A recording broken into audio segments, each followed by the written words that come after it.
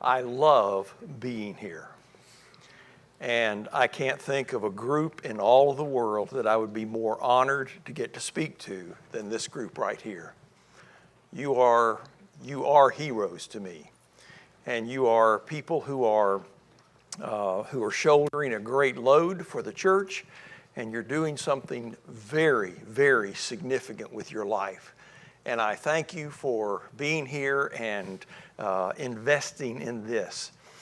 How many of you ever went to one of the marriage enrichment seminars by Burkine and Faulkner? So how many of you ever saw the films that they made of that? A lot of people, for a whole generation, that includes my generation, that was something that was just a part of everybody's life and development and all. And one of the things I appreciated so much about them was sort of an aside comment that they made at one of their seminars once. One of the sort of things that's not in the script, that's, you know how it is. Those are the things we take home with us and we remember 20 years later. But I remember one day that they said that the two of them, they were speaking all around the country, all around the world for a long time. And they said one day, we, the two couples, the Burkines and the Faulkners, said every year we go to somebody else's seminar. And they said, and through the years, we've been to some that have been really, really great. And we have been to some that are less than great. But they said, we are always blessed by the experience of investing a day in thinking about our marriage. And I think of a group like this, that there can be great years, maybe down years, but what an incredible thing to invest a very precious Saturday in just thinking about this challenge, this opportunity, this stewardship that we have of leading the church. And so I thought of Burkine and Faulkner this morning. I didn't have it in my notes or anything, but I thought of it as we began today. I want to begin with just sort of with a verse and a basic assumption about ourselves in ministry. I don't know an elder who feels adequate. I don't know anybody who feels that they have their arms fully around this challenge that we've been given. It's a job that never gets finished. We could always love more. We could always pray more. We could always do whatever it is in ministry more. And we all feel that. And so when you get together with elders, oftentimes you'll hear words like, I feel inadequate, or I feel overwhelmed. And one of my favorite passages related to this and a good launch point for us today is 2 Corinthians 3, verses 4 and 5. My wife and I, with our 4-month-old daughter and our 2-year and 4-month-old daughter at the time, in January of 1984, we went to Kenya and was a part of we were missionaries there, and we were part of the missionary community there.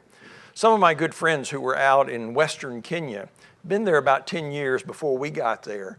When they set up leadership training, how do you train the leaders for the churches that we're planting? When they sort of put their curriculum together, the first thing that they wanted their leaders, their future elders, to grasp and to hear and to ground everything they were doing in, it was this verse right here. The Apostle Paul said, such is the confidence that we have through Christ toward God, not that we are sufficient in ourselves to claim anything as coming from us, but our sufficiency is from God. And what a great verse to ground who we are. And there are two things I want to say as the beginning, the open doors into what I'm going to be talking about. And that is that I fully believe, because of this, I fully believe that as an elder, you know more than you know you know. And I also believe that you are better prepared by God than you have any idea. I hope today when we walk out of this place, when we shake hands and we say our goodbyes, I hope that when we do that today, that you leave with a heart that is excited about being a shepherd. I hope we walk out of this place thinking, I just can't wait to get back and to do some of the things, try some of the things, apply some of the things that we've been hearing about here. I hope that you feel your spirit has been lifted. And I hope that when you walk out of here today, that you are more excited about being a shepherd than you've ever been before. I've been to too many seminars where I walked away feeling like the speaker had sort of taken out of my hands the confidence that I ought to have. And that I had been told that, I didn't have the right to really get out of bed until I'd read 10 more books than I have read to this point. That I'm behind in everything. And we feel our inadequacy sometimes. My prayer, my aim, my goal in what I'm saying here today is so that when you walk out of here, you will be saying, I believe I know more than I knew I knew. And I believe that God has prepared me better than I had any idea. If you walk out of here after my presentation and you walk to your car just saying, I felt better about things before I came in, then you have my permission to drag me to the parking lot and stone me to death because I have failed in the mission that I had. Well, we're going to talk about today about why are our 5 generations so different. And we're going to be focusing a lot on this book by Hayden called Sticking Points. He writes, it's not a religious book. He's a religious man, but it's not a religious book. It's written really more for businesses who are dealing with the fact that people living longer, working longer, that now we have generations that just have different stories from their past, and we have 5 generations in the workplace right now. How do we do that? And how do we get along? And how do we thrive in a context and in a challenging situation like this? I worked in higher education for about the last 15 years of my career. And one of the things that I heard a lot, and it made me chuckle when I did, was that professors, you get them into a lounge with a cup of coffee and they start talking. One of the things they're going to say is, they're going to say, these students today are just different. And I'll guarantee you, if you come back to the same lounge the next year, they're going to be sitting there with their cups of coffee, and they're going to be beating their breast, and they're going to be shaking their heads, and they're going to be saying, these kids, these students today are just different. I was at a meeting for college presidents a few years back, and there was a presentation by a president, and he was chuckling about how that he had just that week had lunch with his student body president. And the student body president had said to him, what is going on with the freshmen this year? This guy was an old, sage, mature senior, 3 years older than these people. And he is shaking his head and saying, I just don't get these kids these days of what's going on. All this is to say everybody's dealing with these feelings and this awareness of things. So we live in a changing world, and you didn't have to get up this morning and come here to find that out. We live in a rapidly changing world. Shaw mentions how there was a famous 1924 sociological study, Muncie, Indiana. Parents, what are parents' top priorities for their children? And what were they? And the top priorities, 1924, was that their children grow up to be good church members, religious, and obedient. Does that sound like I'm speaking Chinese to you? Does that sound like a different planet than the one we live on? Can you imagine that survey being given anywhere and people giving those answers today?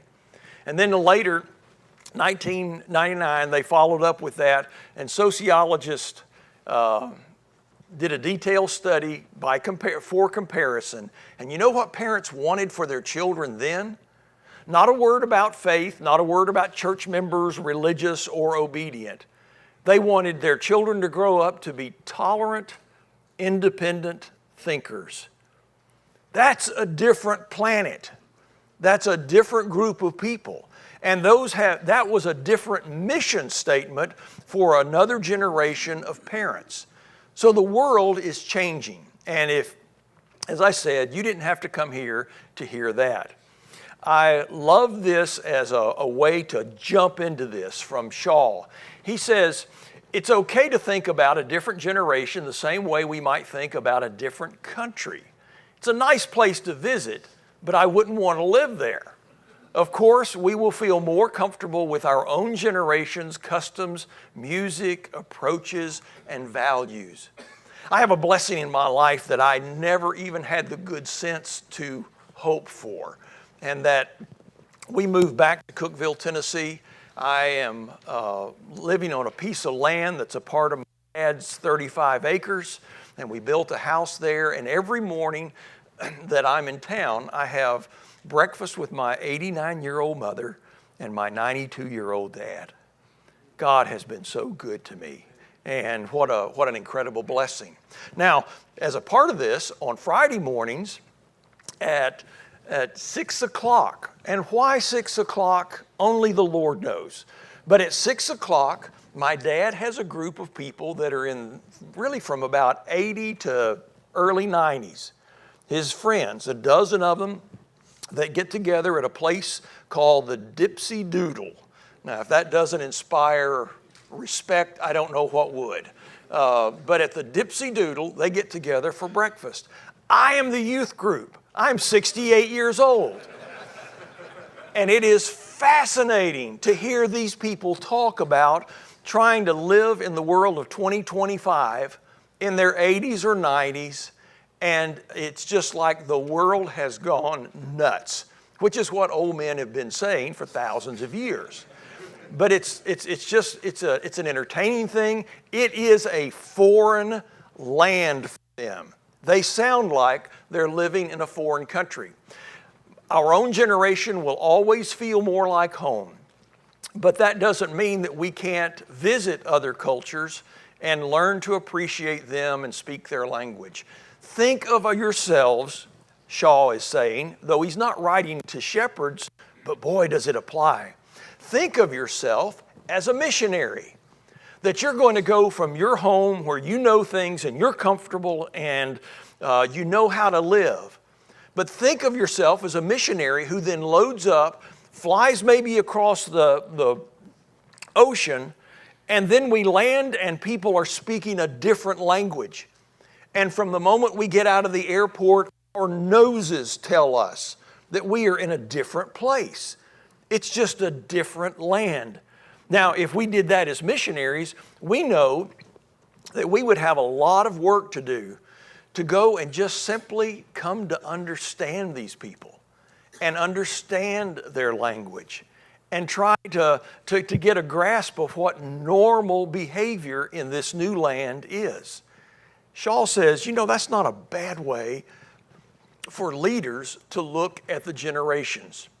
Well, we're going to talk about, I want to first of all, just in the interest of transparency, I want to say I hate generational studies. I really do. I'm a baby boomer, born 1957, right in the heart of the baby boom. And all this generational studies stuff really got going with the baby boomers. And baby boomers were always described as, nobody understands them. And it was sort of a group that was so focused on, and then after that, there were following generations and everything.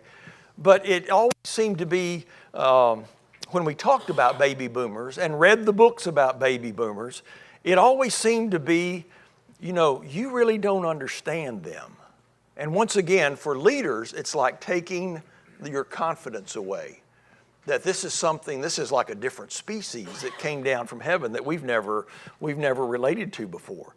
And so I got weary of that. I don't know how many books I read through the years about it. The latest, greatest book on the generations. Shaw is the first one I've ever liked. Because when I read him, I thought, okay, you didn't take confidence out of my hands. You simply gave me tools to use. And that's why I'd like for us to think about this hour and the next one where we talk about this, is that I'm trying to put a new tool, a useful tool in your hands so that you have something in your toolbox for working with the generations in your congregation. And I think this can be a fun sort of thing. So we're going to talk about these generations. First of all, the traditionalist. Born before 1945, these are the people who are 80 and above today. The second group we're going to talk about are the boomers. That's my gang.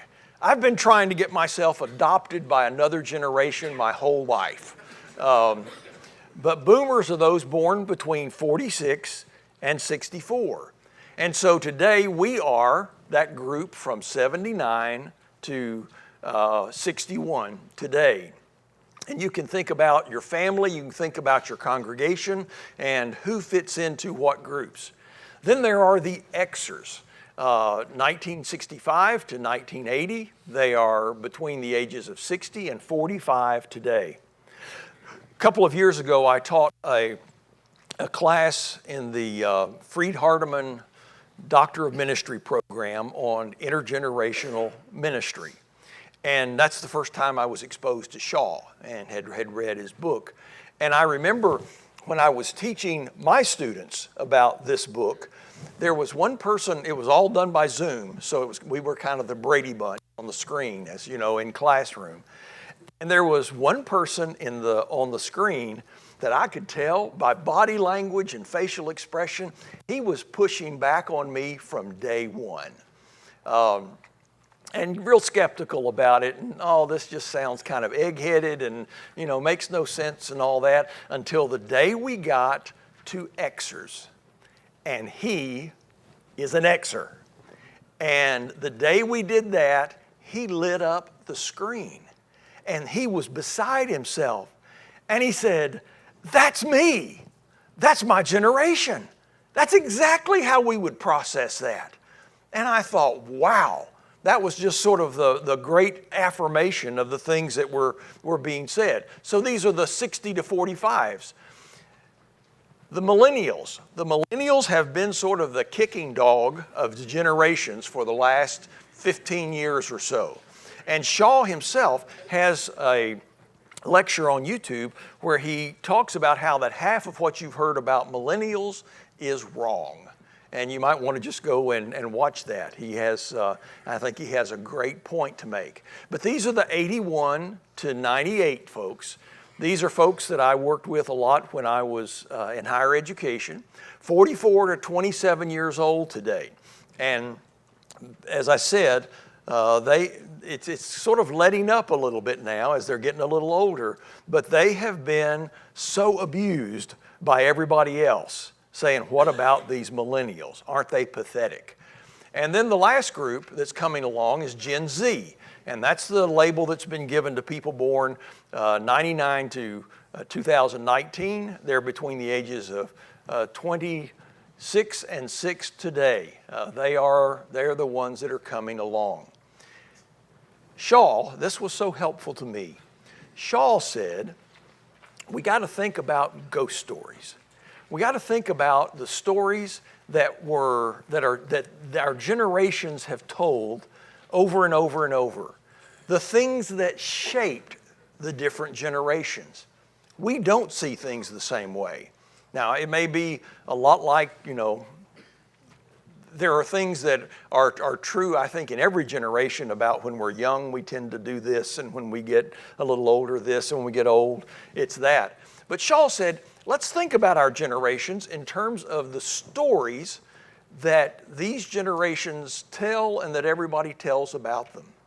He said, we won't appreciate another generation until we understand their ghost stories, the historical events during a generation's childhood years shape their values, their worldview, and their definitions of success. Their shared experiences are what distinguish them as a generation in the first place.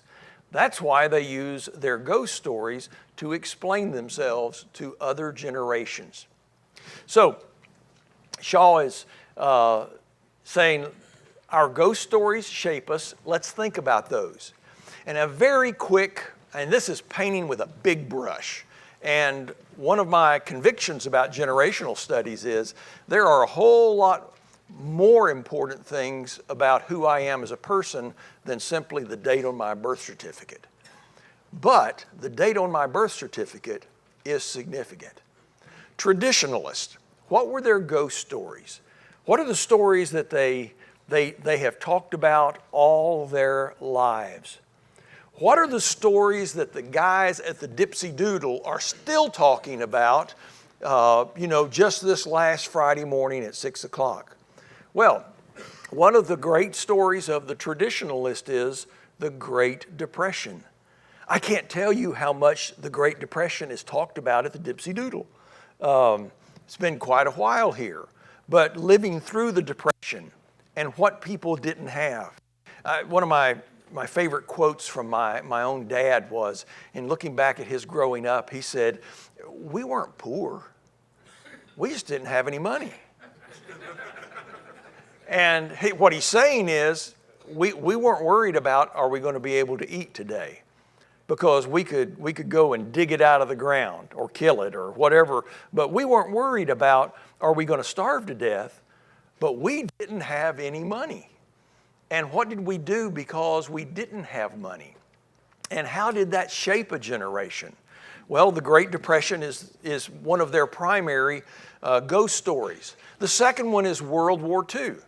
So from 41 to 45, right in the middle of my parents growing up, the nation is at war.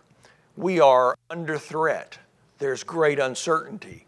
Everybody is sacrificing and generally happy to do it because it's necessary. It's just what you got to do.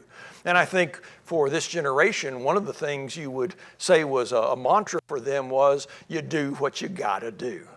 And so that was so much of life. And you think about them and the generation today, for them, they saw a nation that was at an incredible level united. How different that is from what we've just experienced this past week. And we've seen a culture that's just splintered. But in World War II, as awful as it was, there was generally a sense of, we're all in this together. The movement from the farm to the city may have been their biggest story and maybe the most underappreciated one.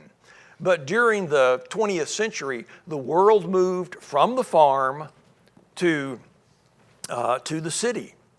In the summers in my growing up, I grew up in Memphis, Tennessee, after a short stint in Tulsa, by the way, but grew up mainly in Memphis, Tennessee. And during that time, we were about an hour and a half drive from my grandparents' farm between Oxford and Pontotoc, Mississippi. I'd go spend a week or a couple of weeks with them in the summer. It was exotic. We would do things like gather eggs, fish in a stock pond. It was just,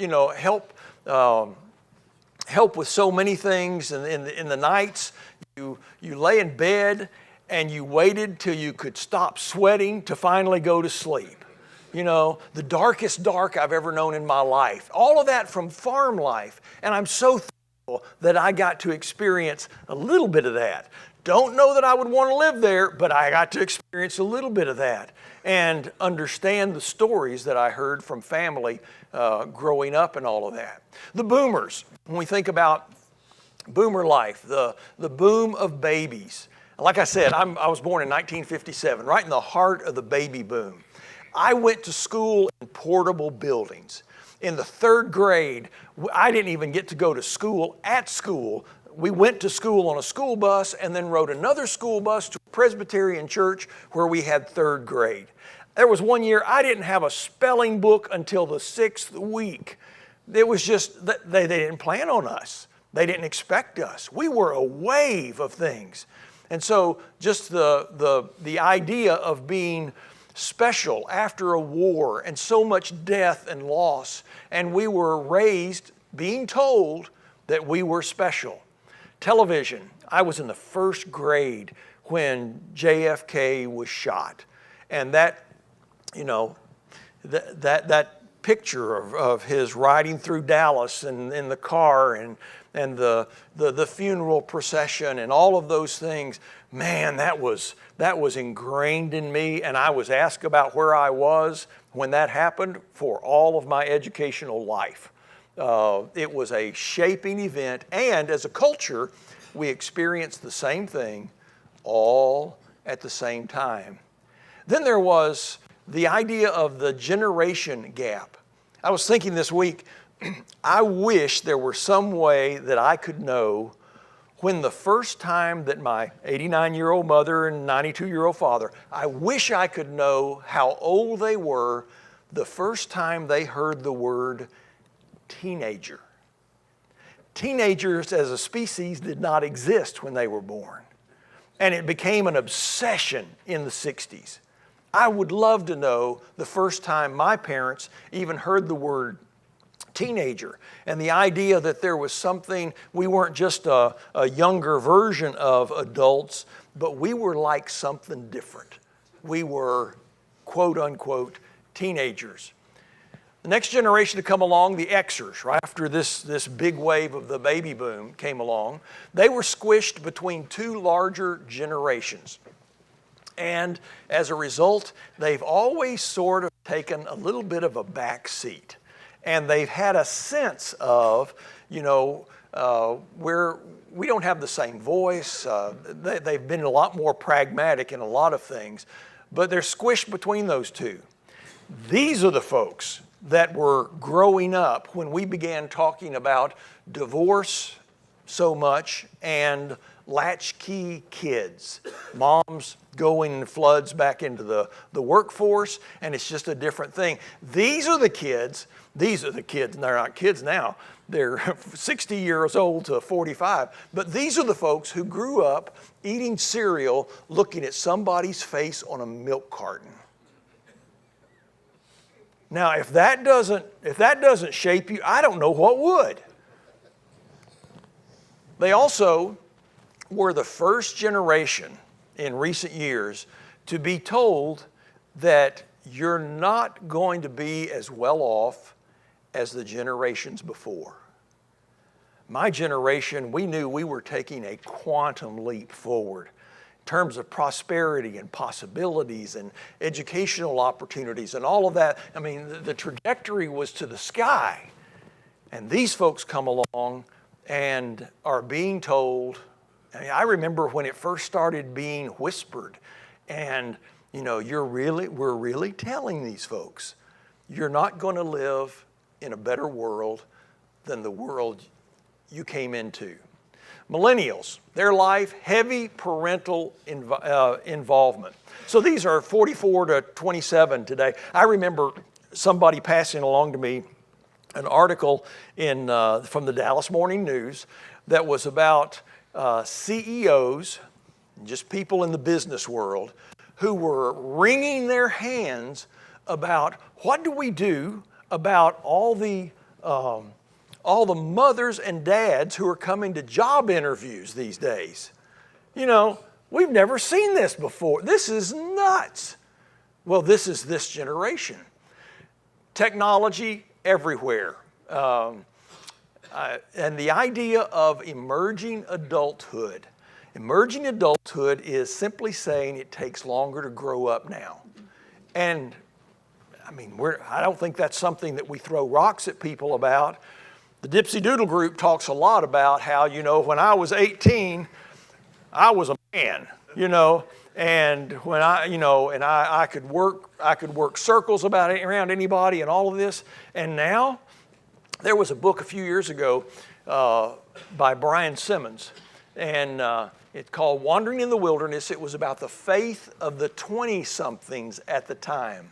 He was doing a major piece of research, and halfway through his research, he added a question to his research instrument, that he was noticing something that he was hearing and not hearing. And so he added this question in his research instrument, and the question was, do you consider yourself an adult? As a boomer, we knew we were adults at 18. Our peers were going to Vietnam. We were pretty sure when we got our driver's license at 16 that we were adults. And we'd tell anybody on planet Earth, do you consider yourself an adult? This generation, he found that as he was studying the faith of the 20-somethings back in 2011, from that point forward in his research, not one person gave him an unqualified yes. Now that's a shocking change. We have 28-year-olds, 29-year-olds. Are you an adult? Well, sometimes I adult. Sometimes I kind of play at being an adult. But I don't know that I'd really feel comfortable in saying that I am an adult.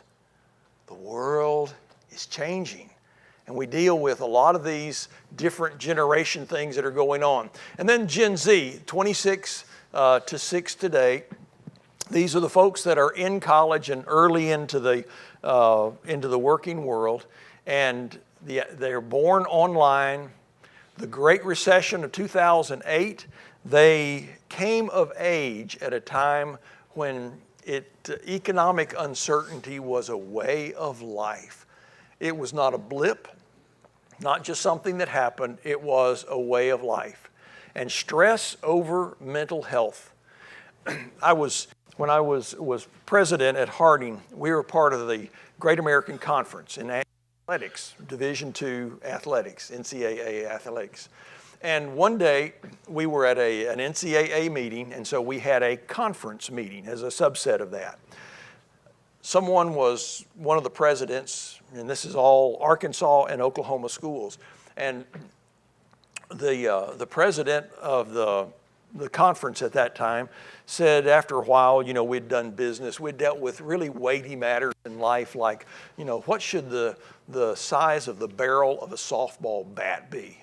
Stuff that will just make your brain rebel. And but we had talked about things like that, and the president said, if there's nothing else, we'll go into executive session.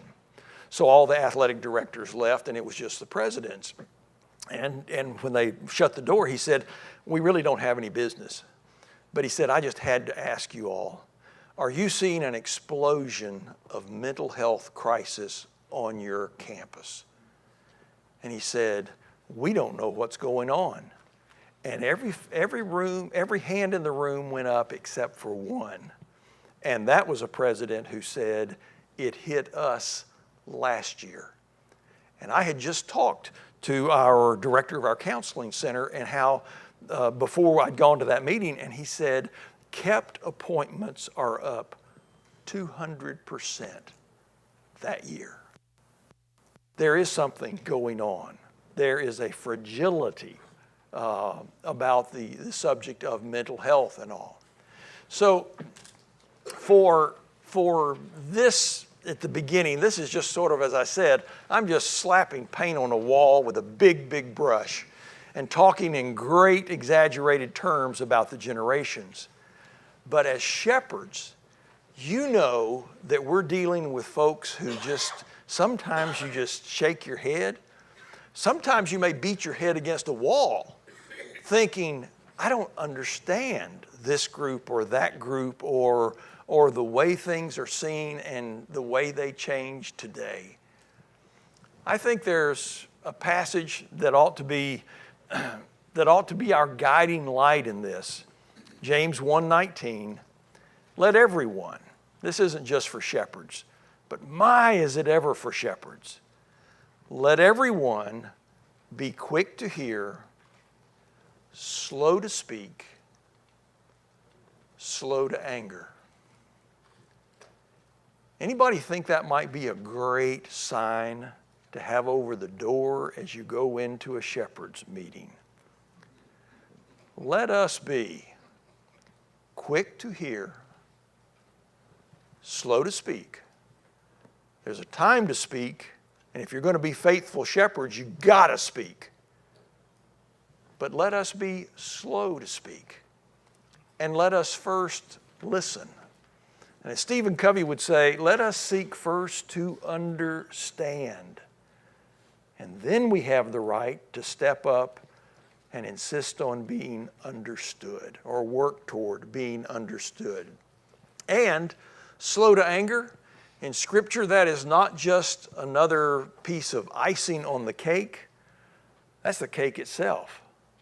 Scripture repeatedly, and beginning in the Old Testament, talks about how our God is slow to anger. And in an always angry world, one of the most important things as shepherds that we bring to the table is the ability to hear all kinds of craziness and not respond in anger. To respond in love and listening. And what I'm going to talk about in the next section is going to be about how that we know more than we think we know. And God has prepared us, especially with family, which is a piece of even qualifications about shepherds. But because of the experience with family, we have a great preparation for how to look out at the sheep and see them as sons and daughters, as maybe grandparents, see them as children in our own family. Let every shepherd be quick to hear in the midst of generational chaos, slow to speak, and slow to anger.